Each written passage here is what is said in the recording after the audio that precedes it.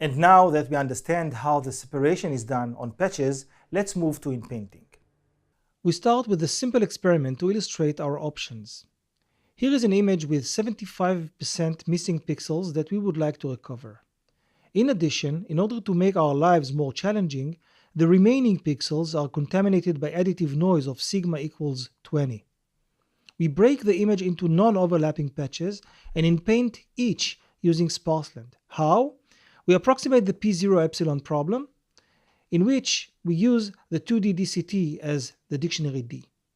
Observe that the residual error is computed only on the known pixels. The notation NK stands for the number of known pixels in the kth patch. Once we finish, we multiply by D and bring back the patches to their locations. That's it. This is our initial inpainting algorithm. Does it work? Yes, it does, to some extent. You see here the results for varying level of missing pixels, and this graph shows the root MSE as a function of the percentage of available pixels. Few observations can be made here. Obviously, as the number of available pixels grows, the output quality improves. Interestingly, when at least 50% of the pixels are available, we get an average quality that is better than the noisy complete image, which has a noise level of 20. Visually, the images look simply horrible. The blockiness artifacts are very bad. These are the RMSE values we got for these three cases. How could we improve these results? The answer is overlap. Operating on fully overlapped patches makes much sense here. These are the new results when we do this and apply simple patch averaging. They are much better, and here is a table to reflect exactly that. This is all quite nice, but a bit heuristic. Could we do all this in a well-justified approach? Let's formulate our problem.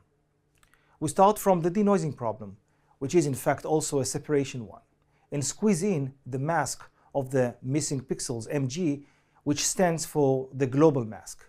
And now let's suggest a way to solve this in the spirit of the regular denoising algorithm. We will initialize with the image mg times z, which means that all the missing pixels are set to 0.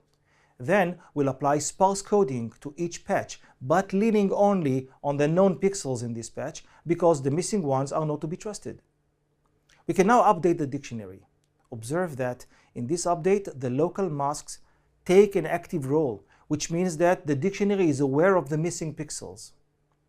These two last steps could be repeated several times, essentially performing a strange KSVD dictionary learning on signals with missing samples. We conclude by an update of X, by patch averaging, which also takes the mask into account.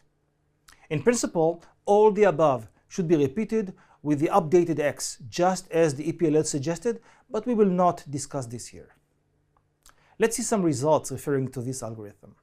First, this table adds a third row to the previous experiment, in which we include the results with the learned dictionary, and we see a nice decrease in the error. Look at this experiment, where the starting dictionary, the DCT, is not that great. The top left shows the original image. The top right presents the noisy and missing measurements. The bottom left shows the regular DCT-based inpainting, and you could see some traces of the missing pixels in it. The KSVD approach is far better, both visually and in RMSE.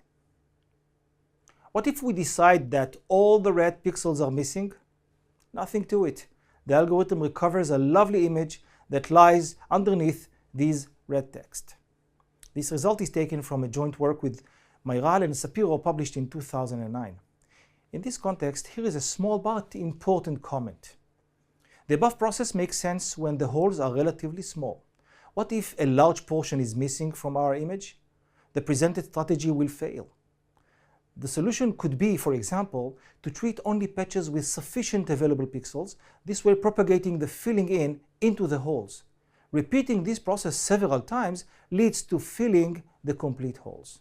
An alternative is to operate in multi-scale and employ the algorithm on patches in several scales in a smart way.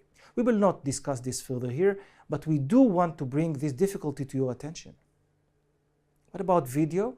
Yes, you could suggest an extension of video denoising to inpainting, and we'll not discuss the details of this here. Observe how effective this method is. The original frames on the left and the recovered ones on the right seem to be almost identical despite the 80% missing pixels.